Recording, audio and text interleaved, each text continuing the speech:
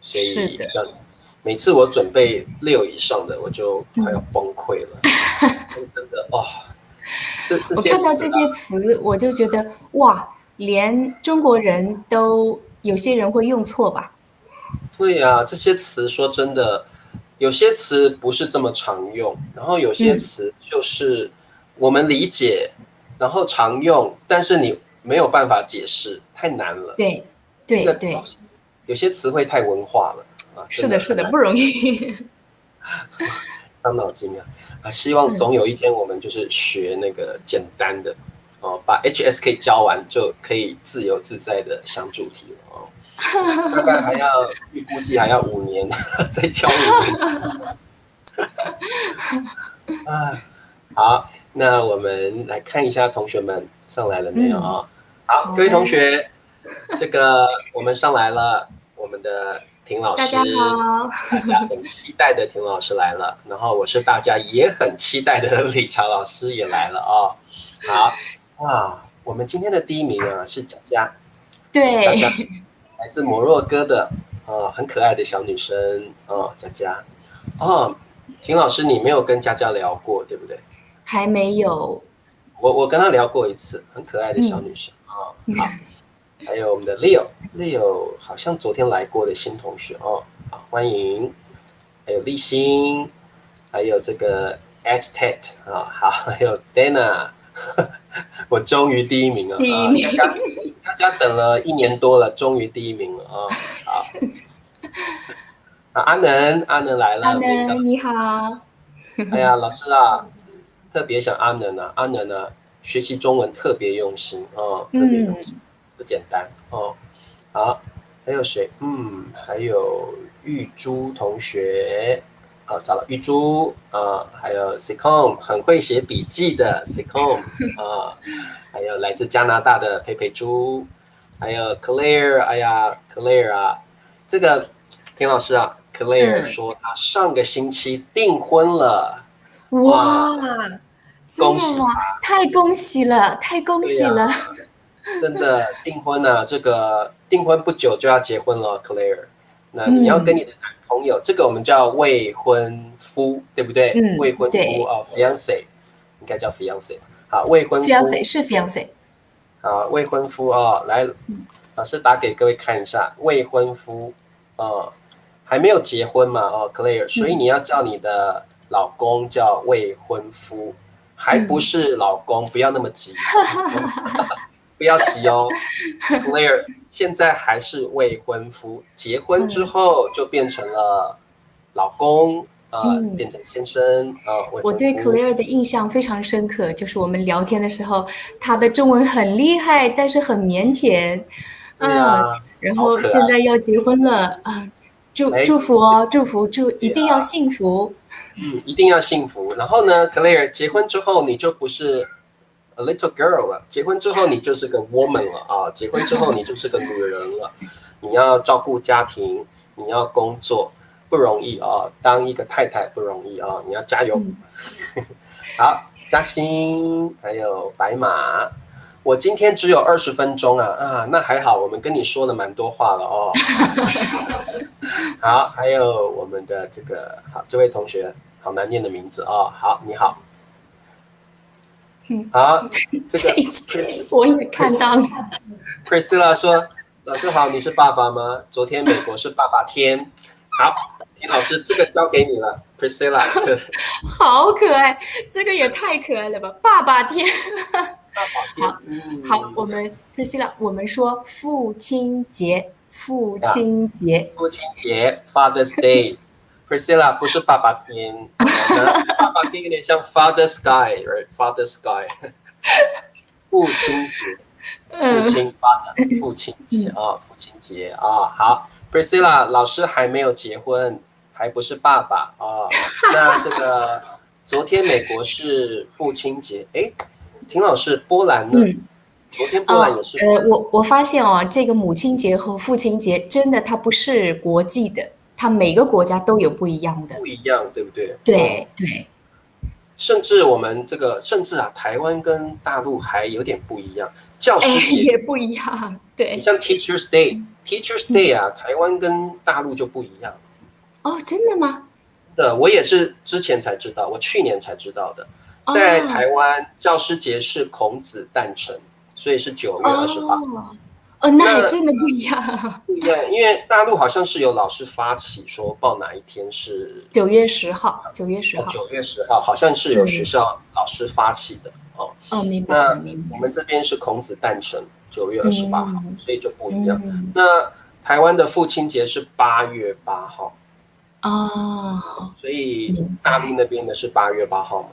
不是，不是，我们的母亲节是4月份过的，是4月份过的。在大陆母亲节，真的母亲节也不一样啊。在台湾母亲节是5月的第2个星期天。那我们不是这样子。那也不一样。哇，那蛮不同的耶哦。真的。我们这个父亲节比较好记，因为叫爸爸。所以台湾的父亲节是8月8号。明白。对，还蛮可爱的。好 Puthia 你好哦，还有 Chonging 你好。Sophanie 说了 ，Sophanie 你最诚实了，老师最喜欢你了。今天理查老师很帅，真的吗？我今天去理头发了那这个我们中文叫平头，叫平头。很短的头发叫平 flat 平头啊，理查老师都理平头啦，比较好整理，因为理查老师是个非常非常懒惰的人。理查老师啊，觉得头发太长要整理啊很麻烦，所以我都理平头。OK，Juten 你好，马来西亚的朋友。好，裴静说老师头发剪薄了，剪短了老师头发剪短了。对，因为打薄是另外一个意思那打薄是另外的意思。所以裴静你说理查老师的头发剪短了就可以了。好，哎呀，同学好可爱哦。腼腆，好的，腼腆就是有一点点这个词有一点高级啊，腼腆就是 shy 的意思。shy 呀，有点害羞，有一点腼腆。腼腆这个字还蛮难打的，腼腆我想打，我试试看找到了，腼腆，腆是一个点，对不对？在一个点，我还打不出来那个字了。腼腆我找到了，腼腆应该是这样写吧？各位同学，腼腆这个词我们常常说，但是我们很少写，所以有时候腼腆应该是这样写吧？是的。腼腆好，腼腆就是害羞的意思 ，shy OK，Laura 你好 ，Laura 你好，Laura 才通过 HSK 4级，对不对这个田老师你知道了我知道，好棒，好棒哦 ，Laura 真好。安蕊 ，Bonjour 安蕊。最近我学到了，就是不入和那个 salut 的区别。不入呢，就是对每个人都可以说不如，但是 salut 就是关系好的人要说 salut。这是法语吗？对。这个我完全不，我只会Bonjour Bravo 那种。所以那个田老师，你有学法文啊？我有一个法国学生跟我学中文，所以我学了一点点法语。剪了头发超级帅，谢谢 Howcy 安蕊有空教我们法文吧。法文是世界上听说是最美丽的语言所以教我们生辰宴生辰宴就是生日吧，对不对？生辰宴，对，这个是一般年纪大的会用长辈你的爷爷奶奶，特别老的生辰宴应该是那种70岁、80岁的生日吧？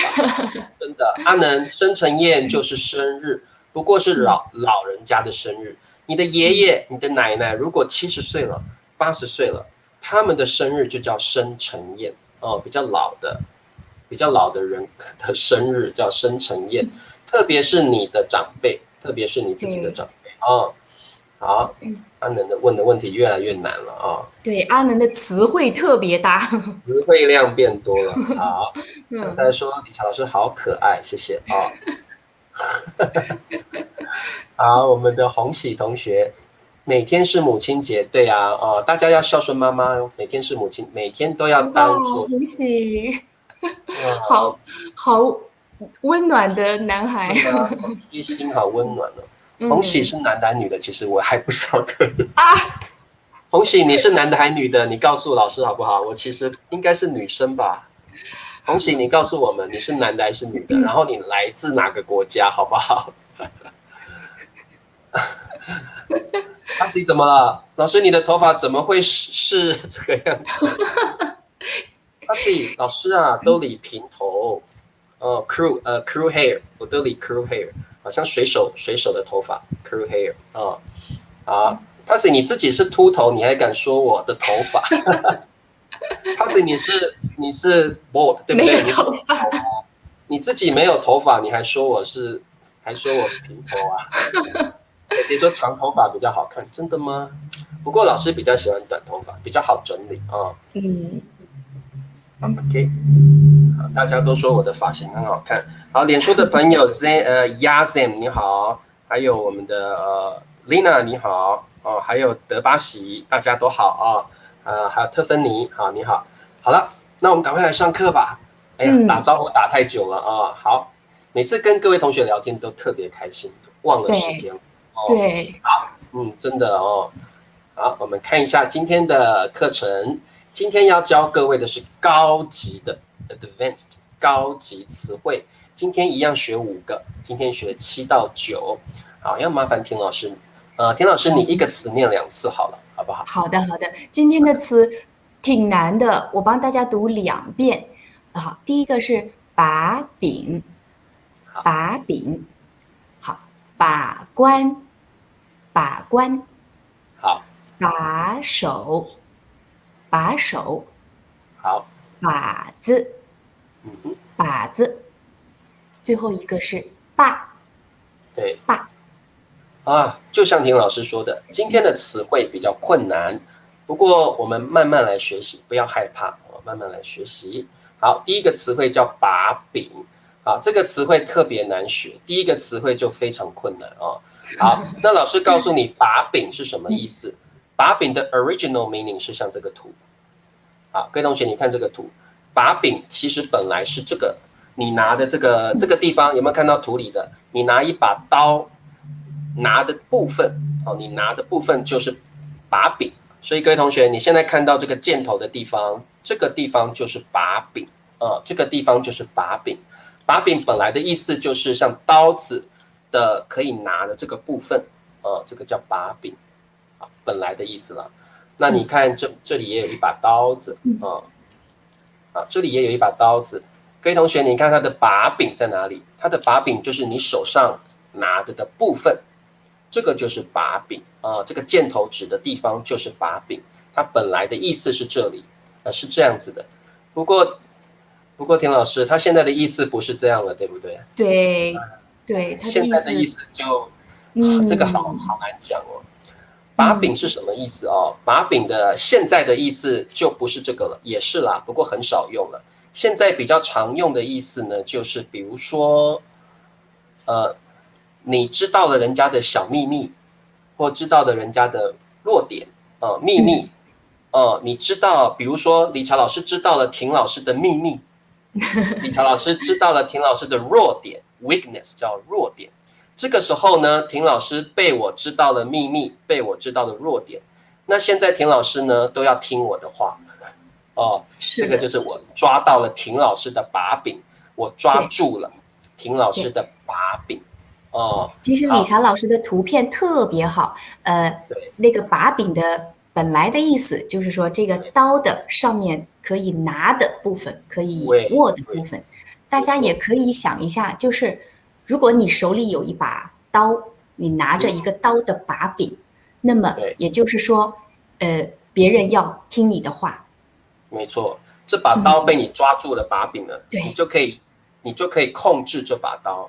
对。好，那所以把柄的意思就是我们常常会说抓住或抓到某人，是的，抓这边要写抓到 catch， 抓到谁的把柄。理查老师抓到婷老师的把柄，就是老师知道了婷老师的秘密，理查老师知道了婷老师的弱点，所以婷老师就要听我的话，婷老师不可以跟我生气，婷老师不可以不听我的话，因为我抓到了婷老师的把柄。所以把柄就是指一个人的弱点或一个人的秘密哦，所以把柄的意思是这样子。各位同学，你们听得懂吗？猫抓住老鼠，这个抓的意思是的确是 catch 的意思哦。好，把柄的意思就是某一个人的秘密或弱点，那你抓住了这个人的把柄，你就是抓住了这个人的秘密，你知道了这个人的弱点，那这个人呢就被你控制住了，他不能够拒绝你，他一定要听你的话啊。好，这个婷老师，我们是不是也可以说小辫子？抓到了，抓住了人家的小辫子，是的，对不对？是的啊，我们常常这样说。各位同学，辫子的意思就是我们说 braid 哦 braid， 女生会有小辫子，对不对？各位同学，你看这个图哦，什么叫辫子？你看这个图，这个男生抓住了女生的辫子，这个女生就没有办法逃走了。所以抓到小辫子的意思就跟抓住把柄的意思一样，你抓住了他的 weakness，你抓住了他的like secrets，所以他一定要听你的话，所以你也可以说抓住小辫子或抓到小辫子啊。好，各位同学，你知道辫子吗？我们有时候也会说小尾巴。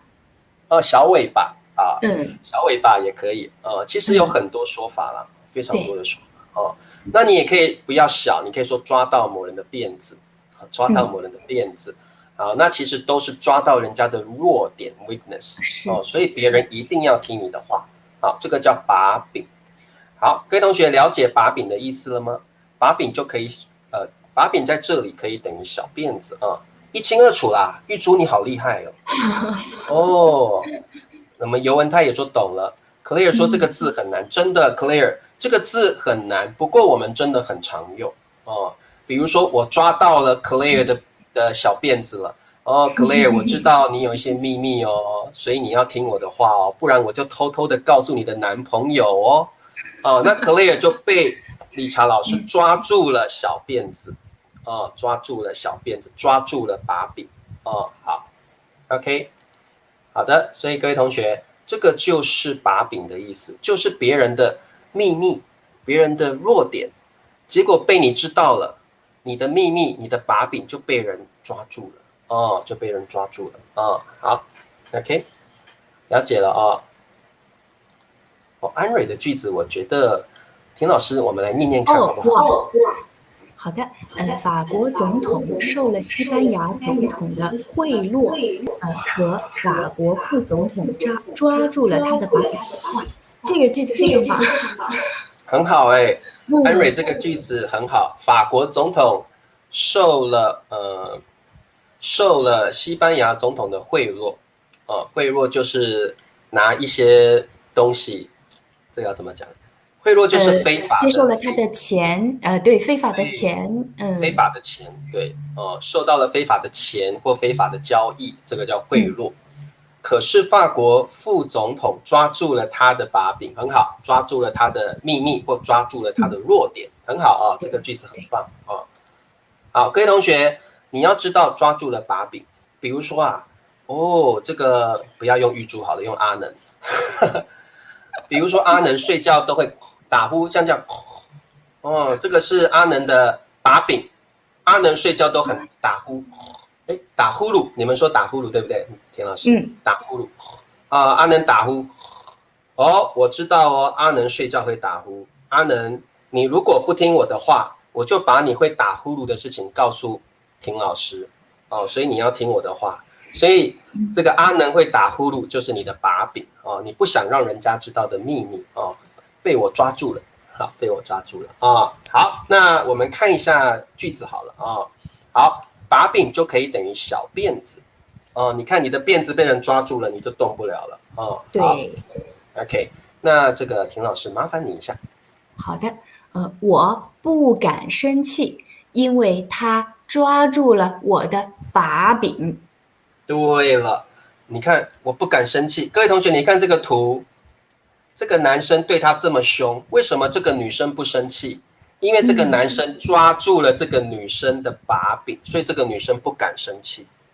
因为这个男生抓住了这个女生的把柄，抓住这个女生的秘密，抓住了这个女生的弱点，所以他不敢生气哦。好，我不敢生气，因为他抓住了我的弱点，他抓住了我的秘密，所以我不能够生气哦。好 ，OK， 各位同学了解了吗？这个 Grace 的句子很棒哎。是的，你得小心，不能让他抓住你的把柄，特别好，特别好，特别好的句子。Grace，你的句子比我的句子还好了哦。你得小心 ，be careful， 不能让他抓住你的把柄，不要让他知道你的秘密，不要让他知道你的弱点，不然你就完蛋了，你就得听他的话了哦。好，对，打呼噜，我们这里说打呼了哦。打呼，那个田老师，你们如果我只有说打呼，你们会不会觉得很奇怪？可以听得明白，可以听得明白。对，好，对，那应该我们因为也会说打鼾，比如说打鼾有打鼾，我们也会讲好，对，好的，我们再往下。好，来，我们来做一下题目吧。抓住 somebody 的把柄，好，各位把它学起来哦。英文叫做 have a hold over somebody，have a hold over somebody。这个我查了好久，终于查出来了。英文不好，一定要去查一下哦。好，那田老师这里有个小句，先麻烦你一下。好的。老板不敢开除他，因为好，我们有5个选项。因为我们有几个词语哦，来有一个，我们有把柄，老板的，他抓住了。好，老板就是 boss。不敢 dare not 老板不敢，他不敢开除他，开除就是 fire 开除就是把人家给 like lay off， 把人家给 fire 掉。老板不敢 fire 他，不敢开除他，因为怎么样呢？因为这个人，为什么老板不敢做这件事情？为什么老板不敢 fire， 不敢开除他？田老师，我们中文可不可以只说 fire， 就不要说开除了？他被 fire 掉了，对，我们也有这样子，可以，对不对？好，各位同学，如果你不会说开除这个词汇，你在中文的时候说 fire， 我们也懂意思。理查老师被老板 fire 掉了，可以，我们就懂是开除的意思哦。fire 开除，直接讲英文也可以哦。好，哎呀，大家好像都会了。我看见大家的句子都很棒。立新的句子可不可以请一下田老师？好的，立新说他抓住了老板的把柄，对，就是这样子。好，后面的人都答对了。他Sicon 说他抓住了老板的把柄 ，Piet 说他抓住了老板的把柄 ，ARR 说他抓住了老板的把柄。好，各位同学，你们可不可以告诉我们，什么叫做他抓住了老板的把柄？你们可不可以用中文帮我们解释一下？抓住把柄的意思是什么？你们可不可以自己解释一下呢？表示你们有听懂哦。来，你们自己解释一下 ，explain what is 抓住老板的把柄？你们觉得是什么意思？你们觉得是什么意思呢？好，好，我看一下大家有没有写出来的中文解释。来，你们解释一下什么叫抓住了老板的把柄？好，我看一下彩杰的，彩杰说，老板不敢开除他，因为他抓住了老板的把柄。对，彩杰能不能解释一下？不过这个阿历克斯已经解释出来了。哇，好的，他发现了老板的错误，可以这样理解，可以这样理解。他发现了老板的错误，这个解释可以的哦，很好。好，彩杰说呢，彩杰回答了。他知道了老板的秘密。不是老师，是老板。对，是老板的秘密。还有单序呢，好可爱的句子。这个特别好。他知道了老板的坏秘密。Bad secret，坏秘不好的秘密了啊。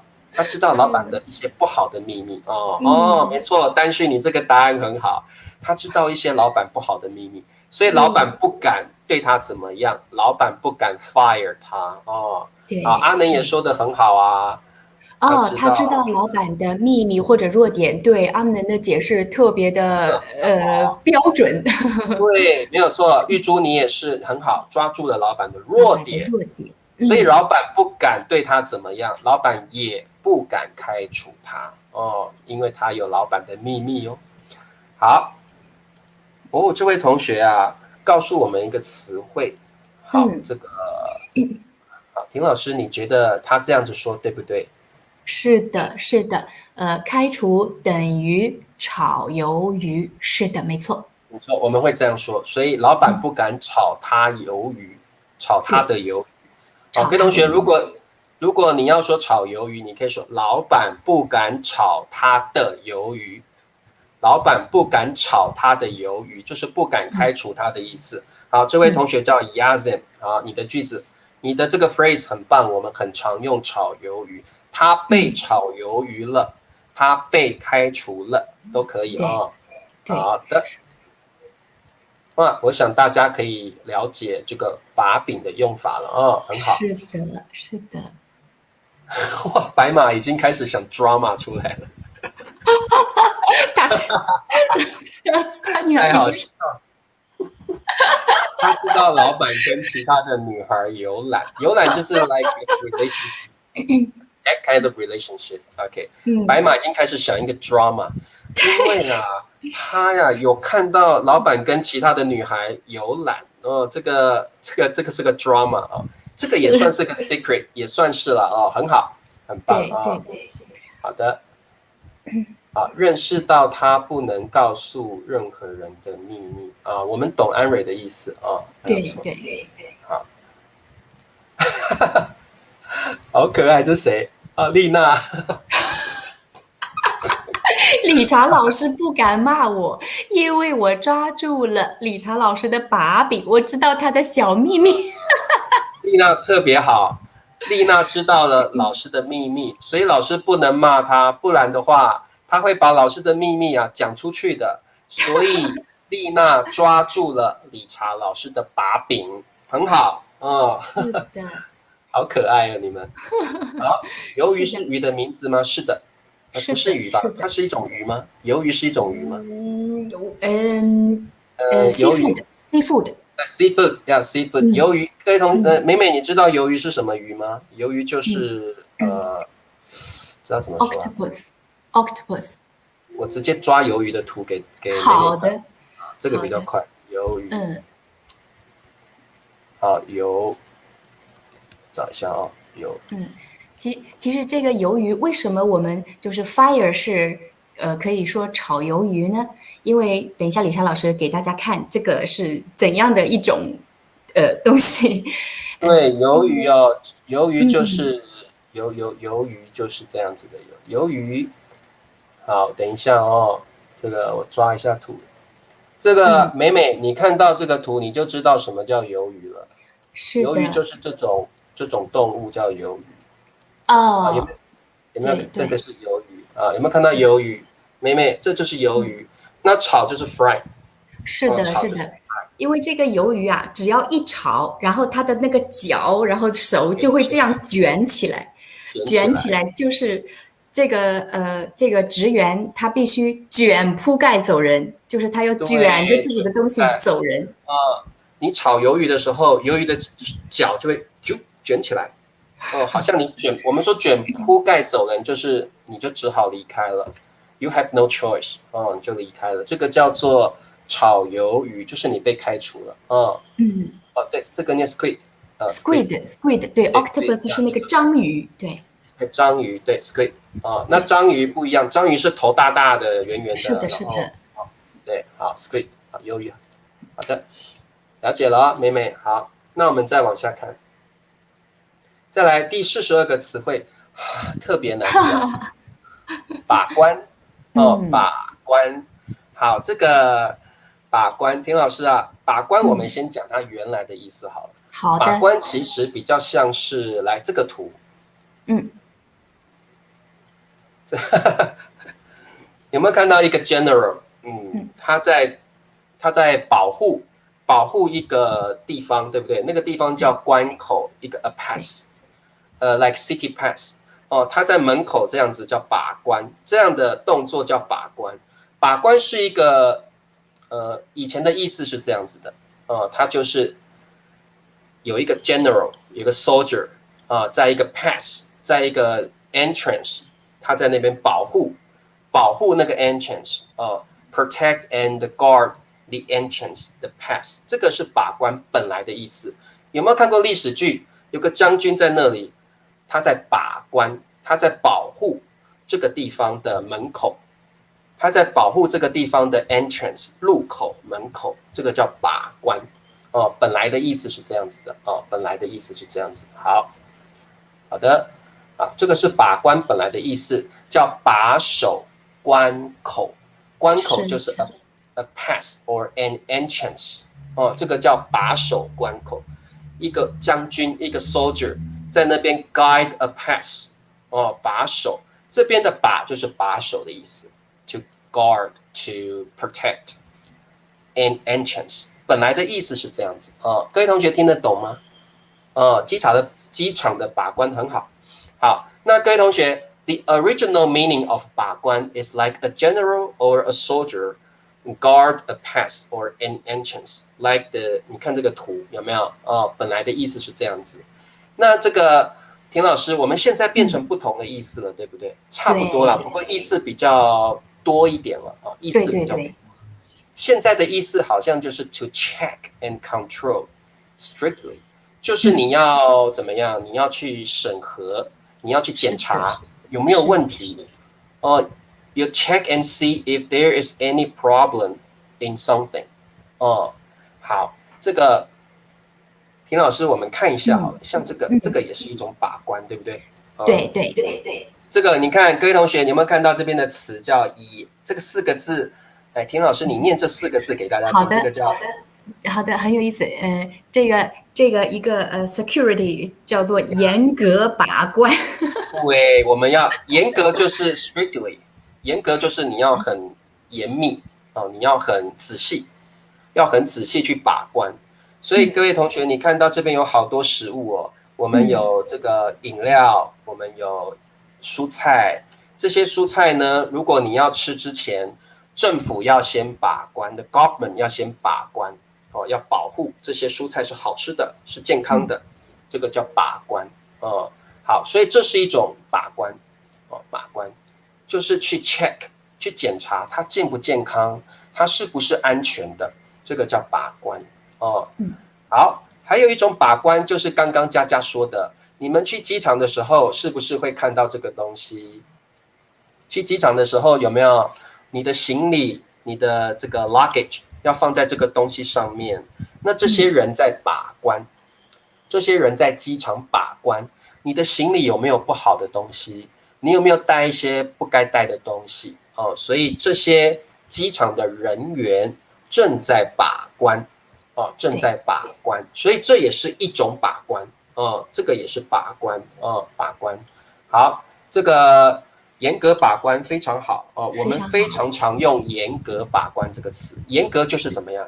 严格就是要很小心，很小心，检查一遍再检查一遍的，我不断的检查 ，strictly。对 ，strictly 就是你要很一遍又一遍，一次不够，2次不够，我要一遍又一遍，这个叫严格很仔细，很小心，不可以出错。把关的时候要很严格，你不可以出错，不可以出错。对，严格把关所以把关的意思就是这样子好。那有时候这个像这个图也是一种把关，有没有这种图有时候你要过一个门，有没有？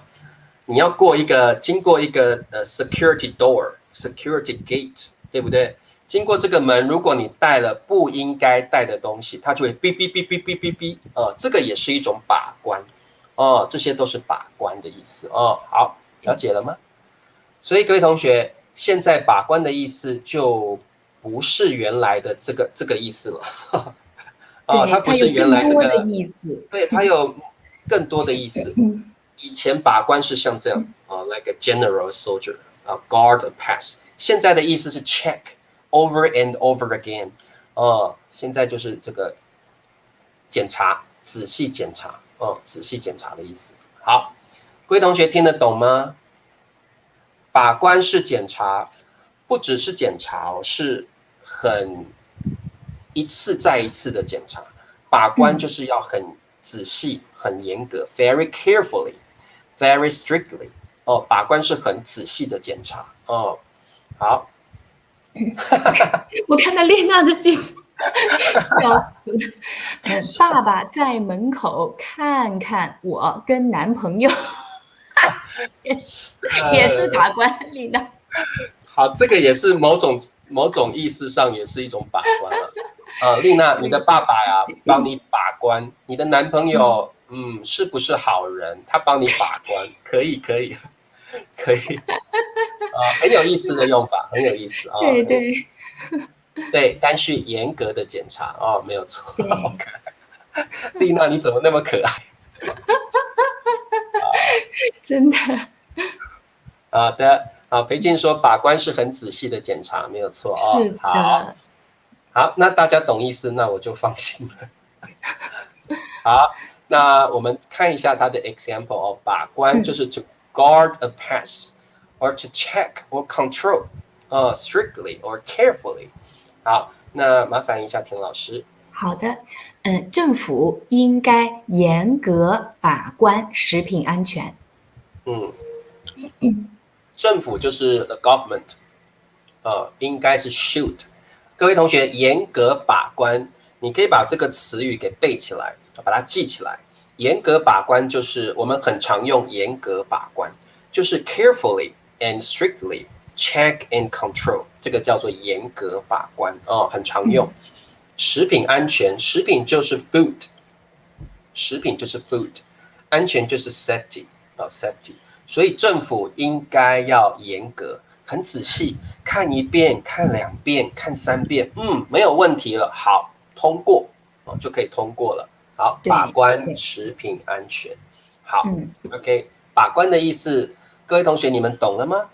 听懂了，太好了，就是要很仔细、很仔细的检查，到底有没有问题。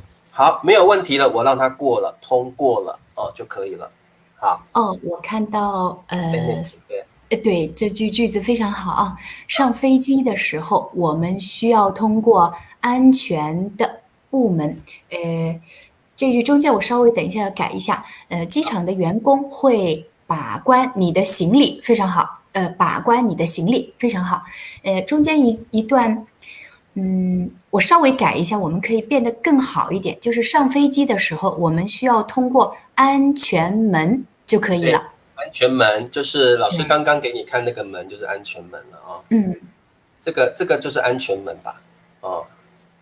这种也算是一种安全门。好 ，Sophie， 你说的安全门就是这个门就是一个安全门，我们可以说安全门安全门。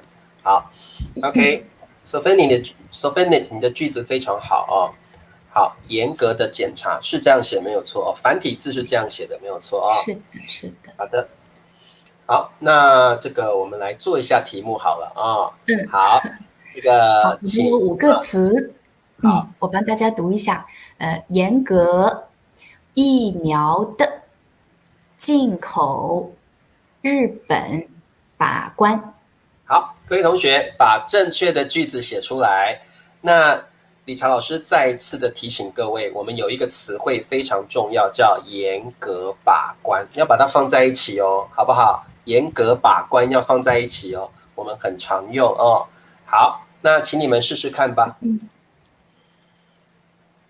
好，可能比较难，大家都写出来了我已经看到了。好，阿历克斯是第一名好，那我们就念一下阿历克斯的句子好了。好的，日本严格把关进口的疫苗，很好。很好。应该是疫苗的进口吧？疫苗的进口。进口的疫苗也可以。是这样子，我觉得这一句话呢，其实它可以有很多个组合，对不同的 combination。这个意思呢，就是说，比如说日本政府就是它严格把关，进入日本国的疫苗，他们严格把关。对，阿历克斯这个句子没有问题，是对的。是对的。那这个题目有很多种答案，很多种答案哦。好，我们看一下 Habib 的句子每次都跟我们不一样，好吧？好的，我读一下。这句句子，这批商品由你给我把关，我很放心。哇，很棒，很棒。Habib 句子每次都很好哦。是的，是的。Malik 的句子呢？好，日本严格把关进口的疫苗，很好。好，那嘉欣的比较不一样的句子。好的，日本严格把关疫苗的进口。其实这个也是可以的。可以，两个都对。这个也是可以的，对，因为对进口它有动词有名词，所以两句都是可以的。都可以。进口就像刚刚田老师说的，你可以当一个 noun 名词，你也可以当个 verb 动词，两个都可以啊。好，对，日本严格把关疫苗的进口，好，进口的疫苗都可以啊，都可以。好，那没有问题，表示你们已经知道了严格把关这个词汇了啊，请你们记起来，就是 check 检查 ，control 我们说管控检查，而且是要 over and over again 哦 ，carefully 啊，这个叫把关。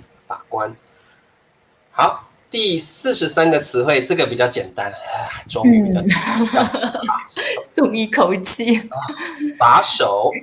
好，那各位同学，我们刚刚有学到把柄，把柄跟把手不太一样，把柄比较像刀子的那个柄的部分啊，那个手拿的部分。刚刚讲的是把柄，把手的话，你看这些图都是把手哦，叫 knob or handle。好，我们一个一个看好了哦，各位同学，像这个。像这个门把可以转的，对不对？那个就是把手啊，这是一种把手。我们中文这个部分就叫把手，好，看得出来哦，各位同学可以吗？把手。那还有什么是把手呢？你们也常常看到这一种把手，对不对？这一种把手是不是这样往下拉的，这样子的？这个也是把手哦。刚刚是转的，叫把手。这个呢，这样子往下压的。也可以叫把手哦。好，其实门上面的都可以叫把手啦哦。是的，是的。像你们有开车的朋友哦，车上面好像也有把手，对不对？对对对，车门的把手。车门的把手哦，就像田老师说的，你要开车子的门的时候，开车门的时候，你会先拉这个把手，拉把手哦，来 pull 拉把手。你看这个图是车子的门。那你要开门的时候，你要拉把手，拉把手啊，这个是门的把手哦，车门的哦，车子的门啊。那有时候是柜子的门，像这个是柜子的 ，like shelf or like cupboard。柜子的有时候你会拉一下，把那个抽屉拉出来，这个也是把手。所以我们有很多种不同的把手哦。好，了解了吗？把手就是这样子而已啊，没有什么。好 ，OK， 懂了吗？好，各位同学，把手有没有问题？杜达怎么还在说我的头发呢？陈德碧的句子笑死我了。老师剪头发了，是樱木花道的发型，帅极。那个樱木花道那个叫什么？那个卡通叫什么去了？灌篮高手。啊，千头碧你好可爱哦！这樱木花道是这种头发。好，来赶快回来我们的把手吧，你们两个不要再讲我的头发了。今天要学的是把手啊。好，裴静说，柜子。裴静的，门的把手，车门的把手，柜子的门把手。对对对。这个柜子的柜，裴静，你有个错别字，柜子的柜，你再改一下哦。好，阿历克斯提了一个很有意思的资讯哦。好，在中国很少可以看到有把手的门，大部分是用卡开的，就是自动的。而且用卡去那个去逼一下就可以开了。我明白，我明白，就是比较新潮一点的。对，一些比较新的一些 building 大楼，我们用卡这样逼一下就好了，不需要拉门把不需要拉门把，很好好，懂了把手。公车上人太挤，公车这个田老师，公车上那个我们有一个那个拉的那个叫什么？对，其实也可以叫把手，可以叫把手，可以。对。不过我们这边好像叫拉环之类的。我们也会叫拉环，我们也会叫拉环。对。Watson 这个你说的东西，我们比较常叫拉环，不太会叫它把手但是你说把手，我们听得懂它的意思对，就是大概是像那样的东西。来，我写给大家看一下好了。这个我大概知道 Watson 要讲的，就是公车上大家是不是可以拉一个那个东西那个叫拉环，我们就叫拉环我们也是，我们叫拉环拉环。好，各位同学可以吗？拉环我们叫拉环。好，Watson 那个我们比较不叫把手，那个叫拉环公车上的那个东西叫拉环。好的，我想没有什么问题了好，我们往下看。好，那这个我们看一下把手的 example 好，要麻烦一下田老师。好，门上的把手有点老旧了。好，这个句子蛮简单的，门上就是门的上面门上面的把手你有没有看到那个把手可以转的那个地方就是把手，有点 a little bit，a little。老旧其实就是旧，很老了，很旧了，可能快要坏掉了，很老了老旧了 ，very old 老旧了。好 ，OK， 没有什么问题有题目，好，来大家试试看好了我们先请这个田老师念一下单词。我们5个词是把手了的，冰箱坏。好。冰箱上面呢也有把手你可以这样打开冰箱就开了冰箱上也有把手那你们试试看这个句子要怎么写这个句子不难了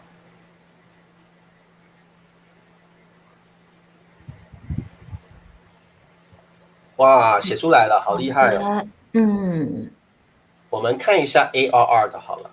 好的，冰箱的把手坏了。好的，冰箱的把手坏了。没什么问题。其实也可以说冰箱上的把手，对不对？冰箱上也可以说冰箱上，对，只要是在这个 surface 上面都可以说上。各位同学，你可以加个上，你也可以不要加，没关系都可以听得懂。青霞呢，冰箱的把手坏了，很好，青霞。没有问题。把手的把手的冰箱坏了，这个有点英文的语序不过中文的语序不是这样子。这个烟饼我们不是这样说耶。这个田老师，我们要怎么去修正他的句子呢？我们会说，先说冰箱的，然后把手坏了。对，好，烟饼这个我们中文是先讲冰箱。先讲大的东西，再讲小的东西。冰箱的把手坏了好，我想没有问题，大家都会了。哎呀，田老师，我一直以为今天的词应该很难讲，没想到大家都懂了，太聪明了好厉害。对呀，同学们好厉害，因为今天的词汇真的很难，今天的词汇很难是的。好，那我们再看一下一个很难的，叫把子。把子，好，其实说难也不会很难，你们看到图就知道什么叫把子了。好，第一种把子，老师告诉你们，你们是不是有射那个飞镖？知道吗？射飞镖射飞镖会射在什么东西上面呢？我们会射在靶子上面所以靶子射飞镖。各位同学有没有射过飞镖啊？射飞镖好，那这个各位看到这个圆圆的东西哦，就是靶子哦，这就是我们说的靶子哦，这个就是靶子。好，没问题，应该看得懂。好，靶子，那这个也是靶子，这个靶子是射箭用的，我们这个射箭就射到那个靶子上面了，所以这个圆圆的东西就是靶子哦，射箭的时候会用到的。好 ，OK， 射箭的时候，好，射箭我写一下射箭好了，射箭 ，like archery archery， 射箭就射到箭上面了哦。好，没什么问题。那各位同学，如果没问题的话呢，各位同学，我们这个箭箭就是这个 arrow， 应该没有问题哦，箭是 arrow。然后呢，这个我们有一个词叫靶心，田老师，你们说靶心吗？会说。好，那没有什么问题。好，各位同学，靶心就是我们的英文叫做 bull's eye， 牛的眼睛，好特别哦 ，bull's eye。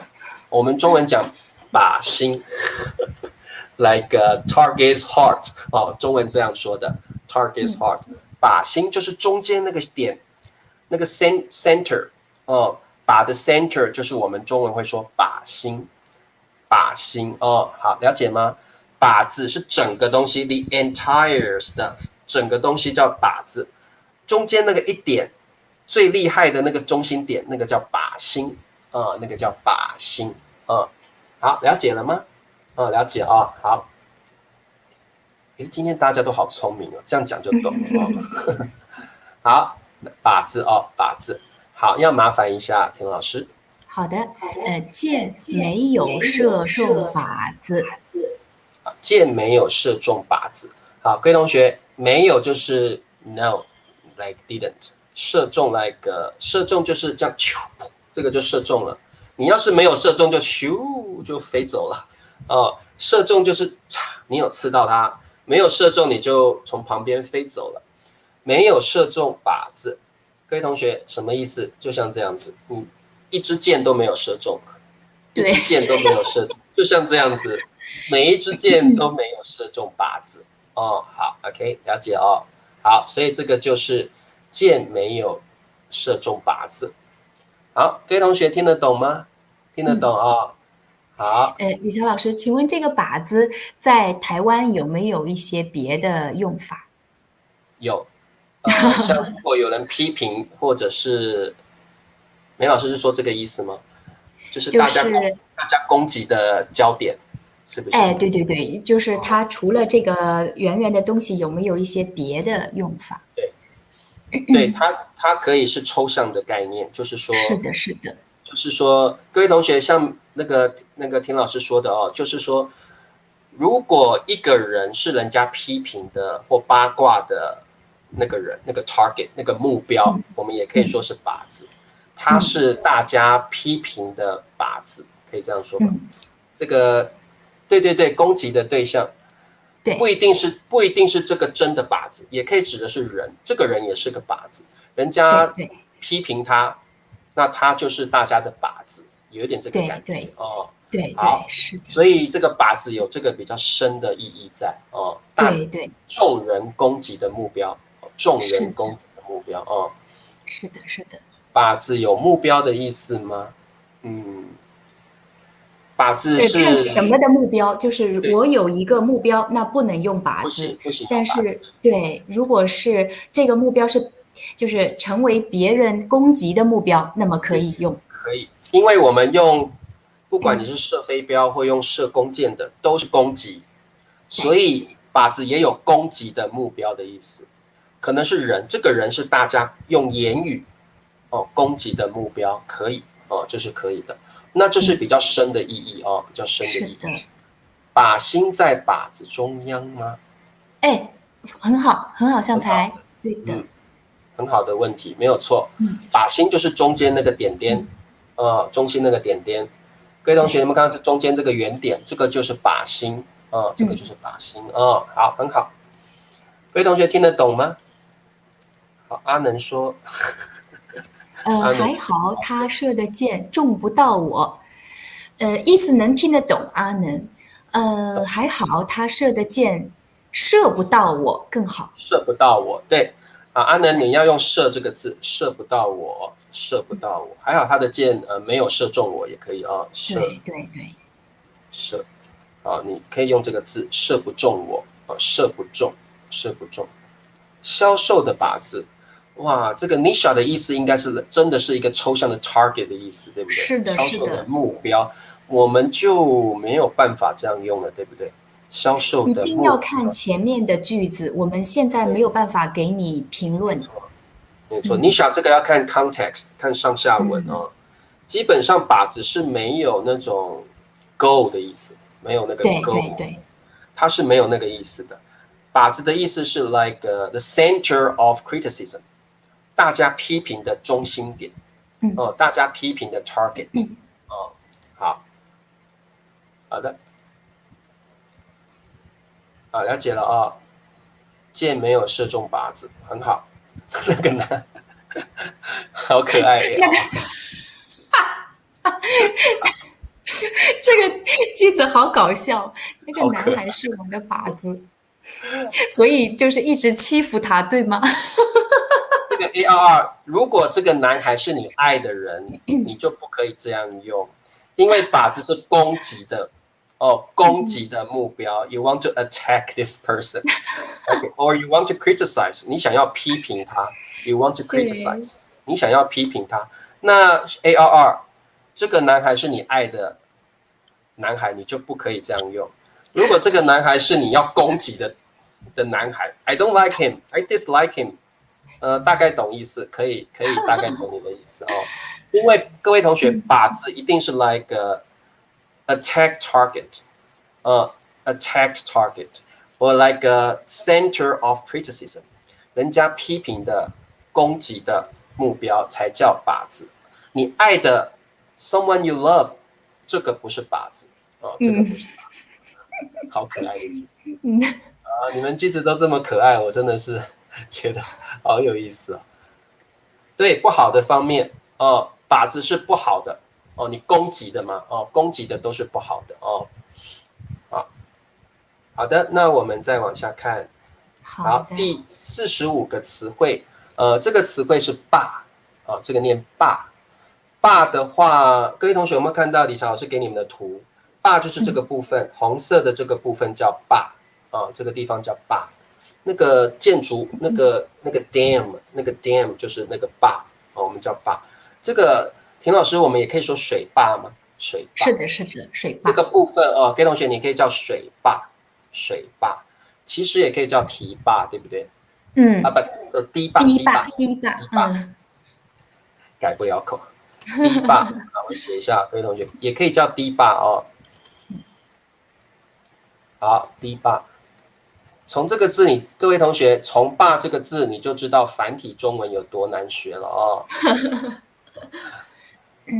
堤坝，你看这个坝简体中文真好写，你看繁体中文好难所以这么多笔画，你看繁体中文很难的好，这个叫堤坝，其实水坝、堤坝或你叫坝都可以就是那个dam那个建筑物有没有看到这个地方？这个地方就是我们的坝水坝、堤坝都可以那如果各位同学你是在台湾的学生，我们叫堤坝，这个我们在台湾叫堤坝，所以看你在哪里，你在台湾你就念堤坝，你在大陆你就说堤坝堤坝，好，堤坝，好 ，OK。那我们有一个词汇叫做水库，水库。这个怎么念啊 ？reservoir， 好，随便 reservoir。它是像一个特别大的一个池子，特别巨大。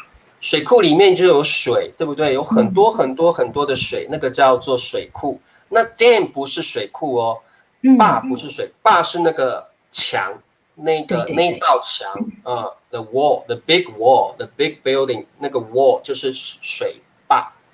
所以水库是那个可以放很多水的地方 reservoir， 这个叫水库，我们中文讲水库。那坝是那个 the wall，OK，the wall that blocks the wall that blocks water， 挡住水的那道墙就是坝哦，所以这两个意思不一样哦。各位同学听得懂吗？这个坝就是挡住水的那道墙，这个叫坝。那这个墙跟这里的水，整个地方叫水库，整个地方叫水库哦。所以各位同学，你看这个图，水库就是整个地方 ，the whole area is 水库。哦，the whole area is 水库 ，but the wall only is dam 坝，我们念坝哦。这个只有这个地方的我们叫坝哦，只有那个 wall 的我们叫坝哦。听得懂吗？是。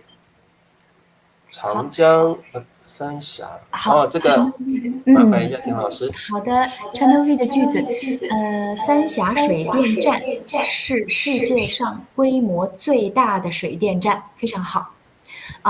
这个句子看起来没有水坝呀，没有什么，但是其实三峡水电站它就是有一个巨大的一个坝，对，有一个坝，对，挡住了水，然后可以发电。对不对？对哦，所以这个水电站是可以发电的一个地方哦，很好。那这个长江三峡有一个很有名的一个水坝，对不对？那个我们怎么讲？那个叫做长江，那个叫三峡大坝，是不是？三峡大坝，对，三峡大坝。哦，长江三峡那里有一个很大的一个水坝，我们中文讲三峡大坝，三峡大坝。哦，好。好，了解哦。好，没有错，我想大家都了解了哦。好，我们往下看哦。好，坝这个字哦，好，繁体字非常难写的坝哦。好，要麻烦一下我们的田老师。好的，洪水冲毁了水坝。好，洪水冲毁了水坝。这里特别提醒各位同学，我们可以说一座水坝，对不对？一座水坝。好。那洪水就是 the flood， 洪水就是很多很多的水。那这样的水会破坏你的家园，破坏你的作物，破坏我们住的地方。这样的水，这样很多很多的水，我们中文叫洪水，英文就是 flood。哦，洪水冲毁了，冲毁有一点像是 like destroy。哦，水冲进来就毁掉了啊，冲毁了水坝。洪水冲毁了水坝。好 ，OK， 各位同学没有问题吧？水坝可能叫水墙吗？这个问题我觉得挺可爱的，但是我们不会这样说。对，好，这位是 MK 同学，我们就说水坝，我们不会说水墙啊。你如果说水墙，我们听不懂 ，We don't understand， 听不懂它的意思啊。好。哇，佳佳的句子很有意思，也要麻烦一下田老师。摩洛哥拥有非洲最大的水坝。哦，谢谢你，佳佳。哇，佳佳给我们一个新的信息哦，原来摩洛哥拥有非洲最大的水坝。很好哦。好，坝高50米，好，可以了。很好，那个水坝的墙很高很高，有50米这么高哦。看来大家都懂了水坝的意思了哦。好，那这个田老师啊，我觉得今天的词汇很难，但是大家都懂，我觉得太棒了。所以我们接下来要来做一件事情，就是我们要来考试。给你们考试。第一题就非常的困难了。好，各位准备好了吗？准备好就说老师，我准备好了。我们准备要来给你们考题了。辽国是东盟国家里开发最多水坝的。这个在大陆叫老挝，对不对？老挝。对，是的。对，我们这里叫辽国了，老挝。听得懂就是辽国，对，就是那个意思。对，好，辽国是东盟国家里，其实我觉得可以不用开发了。辽国是东盟国家里水坝最多的。水坝最多的。辽国是东盟里水坝最多的国家。可能可以这样说。好，准备好了。好的。又被 Channel B 岔开话题了。好，来。那各位同学准备好了，我们看第一题喽。好，要麻烦一下田老师。第一句，第一个问题，我们有把子、把手、把关，然后我们的题目是弓箭手瞄准什么呀？好，不过田老师，瞄准这个词就很难了。瞄准这个词英文叫 aim at，就是有点这样，你如果是射箭，你会这样看，瞄准。对，瞄准就是这个动作。各位同学，瞄准就是 aim，就是这样子。你还没有射出去之前，你要先，你的弓箭还没有射出去之前，你要先这样，好，瞄准好了，你才射出去哦。这个动作有没有看李强老师的脸？这个动作就是瞄准，瞄准。有的时候那个你拿手枪的时候，你会瞄准一下，像这样，瞄准，就像这样，懂了哦，各位同学。你看李强老师演的那么辛苦，你们要懂哦。大家的答案都好快。是靶子。好，瞄准靶子，很好，答对了。那弓箭手就是射弓箭的那个人，就是弓箭手 archer 啊。好，哎呀，这题这么难，大家都会啊。好，再换一题，更难的。好，更难的，第二题非常难哦。好的，麻烦一下。第二题，我们第二题是把子、把手、把柄，所以他抓住了老板的什么？所以老板不敢开除他。好，开除炒鱿鱼，炒鱿鱼就是开除，老板不敢炒他的鱿鱼，老板不敢开除他，老板不敢炒他的鱿鱼。这个句子好像刚刚有写过，是不是哦？是的，类似的句子。我已经看到答案了。太简单了哦，把柄，好吧？没有想到大家都会，太厉害了。好，最后一题咯，各位同学，最后一题真的很难哦。你们试试看好不好最后一题是最难的，你们试试看好，麻烦一下田老师。题目是我们的选项是把子、把手、把柄，所以是他转了转什么？但是门锁住了。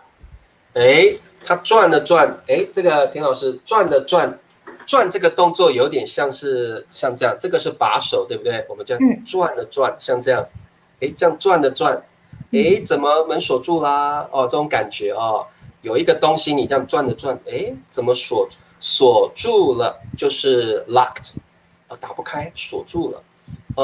转了转就是你的动作是这样子，转了一下，又转了一下，转了转，这个感觉把手，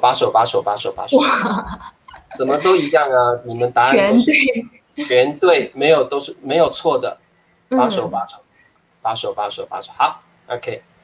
哎呀，看起来今天是考不倒大家了，大家都懂了，没办法了。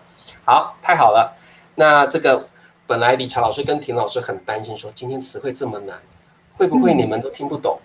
发现你们5个词都已经懂了而且可以掌握了好，那田老师，我们最后把5个词汇再念一次给各位同学听一下那我们一个词汇念2次好了好的。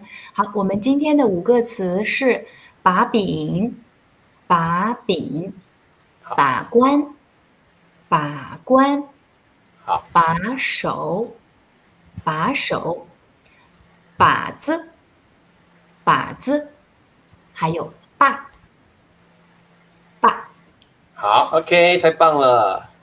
哎呀，这个田老师，我们今天功德顺利完成，大功告成，终于把这个，因为田老师，我一直觉得新 HSK 的7到9，每一个词汇都很不好教，要教到不容易教，对，这些词汇很多有文化的东西有传统的东西，这个很难教不过今天大家都懂了，我觉得太好了是的。不过明天田老师，明天我们就轻松了。明天是 HSK Level 1，哇！耶！其实这个田老师上次我记得我们跟 Lina 同学谈过，对不对那他好像说我们应该也要教一教成语对不对啊？哦，好我呀，现在也有在想说，或许我们明天也可以教成语啊，明天教一下。好的，没问题。因为这个成语我们好像都还没有直播嗯，课上过成语，还没有过。这样好了，我们明天就来上成语好了啊，明天来上成语，好的，特别有挑战哦，特别有意思哦。好的，那今天特别谢谢我们的田老师，谢哎呀，太棒谢。了！每次有田老师，我就知道田老师跟你讲，有田老师很重要，因为上个礼拜啊，没有田老师的时候，有一个同学问了我一个问题，请问理查老师，什么叫接地气？哇，接地气，因为我们台湾我听过这个词，但是我们台湾很少用，我满头都是问号，整个头都是对问号，这个要怎么解对，释？接然后地气这我就跟个词，对啊，很在中国非常说的非常多。那嗯到底是什么意思呢？其实很简单，接地气，我们会说这个人很接地气，然后这个哦人很不接地气，那什么意思哦呢？就是一个人啊，他很接地气的人，就是说他讨论的话题呀，或者说他说的话呀，都是我们特别听起来经常听到的，和哦，很容易沟通这个人。这个人讲的话跟他的可能对动作，他的话题对都是大家喜欢听的，而且对对是对。大家觉得这个话题很好，很喜欢的那样子，是的，是的，这个叫是的，是接地气，的，对对对，你觉得和他是站在一起的，很有默在契的同一个，啊。对，在接同样的地气。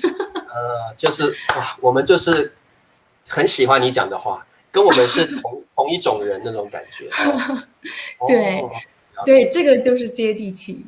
因为那天有同学问我满头问号，我就说林老师不在，我真的是怎么办呢？我这太多词汇我不清楚的了。好，那各位同学知道接地气了哦，那要记嗯，得可以用用看，因为我知道在大陆常常用这个词，因为我有听经过哦，常用，常用。对好，对，最后我们谢谢这位同学 Duta 同学成为老师的会员，谢谢你了 Duta 老师，好久没有会员了。好，OK，那田老师谢谢你喽。那我好，们谢谢谢谢同学们说大家，再见喽。谢谢李超老好，拜师，拜，好，拜谢谢。拜，拜拜。好，各位同学，我们再次感谢田老师。那你们要去田老师的 YouTube channel 帮他订阅、关注、点赞，好不好？那也记得帮理查老师点赞，好不好？那如果你想要成为理查老师的 YouTube member，记得哦，你们想要成为老师的 member，一个月好像只要$1还是$2 ，like $1 or $2，then you can be my member，OK？好，欢迎大家成为老师的 YouTube member，OK？好，那我们明天继续来学习，我们明天学成语好不好？我们明天学成语 Chinese idioms。好，明天见喽，各位同学，拜拜。